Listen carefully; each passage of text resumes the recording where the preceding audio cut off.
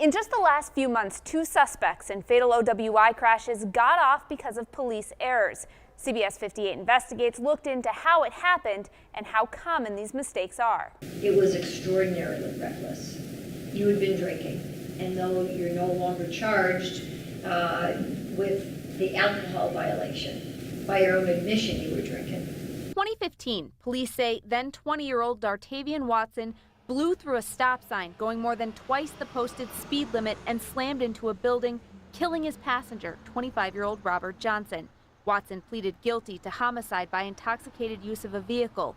But in June, the Court of Appeals overturned his conviction because the blood sample which proved Watson was drunk was illegally obtained by Racine police. The decision from the Court of Appeals did suppress the BAC, correct? The test results from the blood draw, yes. According to court records, police read Watson informing the accused at the scene, telling him if he didn't give a blood sample, he could lose his license. But the court ruled police needed Watson's consent for the blood draw because they did not have probable cause to arrest him. It's at least the second time this year the suspect in a fatal OWI got off because of police errors. Body camera footage captured the aftermath of this January crash in West Dallas that left a 78-year-old woman dead. I'm not seeing any signs of impairment. She's steady, she's not slurring. On scene, officers repeatedly said they did not have probable cause to suspect the woman who caused the crash was drunk. She's walking fine, she's talking fine.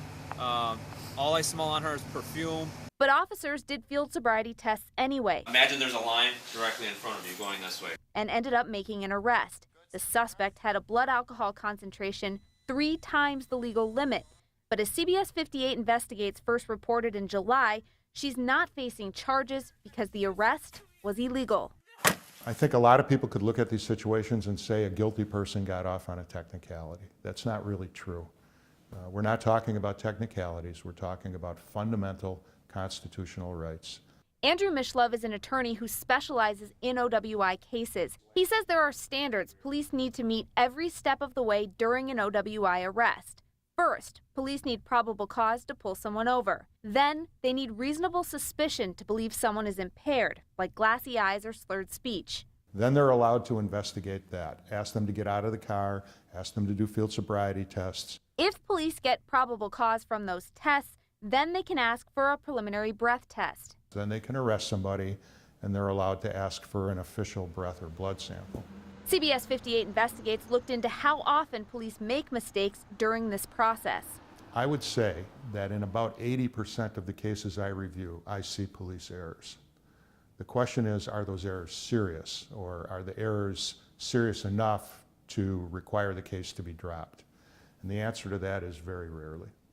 According to the most recent numbers from the Wisconsin Department of Transportation, in 2015, 25,734 OWI suspects were processed in court. 93% of those suspects were found guilty. But could the number of OWI suspects going free increase as body cameras become more common? Body cameras and squad car cameras have really changed the way that we do business on both sides. Mishlove says the West Dallas case is a perfect example. Officers have a conversation. They discuss with each other how they don't have probable cause, but they're going to take the blood anyway. That's all recorded. Without the body camera, that never would have been known, and that person would have been wrongfully prosecuted. Earlier this month, Dartavian Watson took a new plea deal on a lesser charge. He got time served and was released on extended supervision. In court, he promised to make good use of this second chance. Reporting in studio, Kristen Barbarisi, CBS 58 News.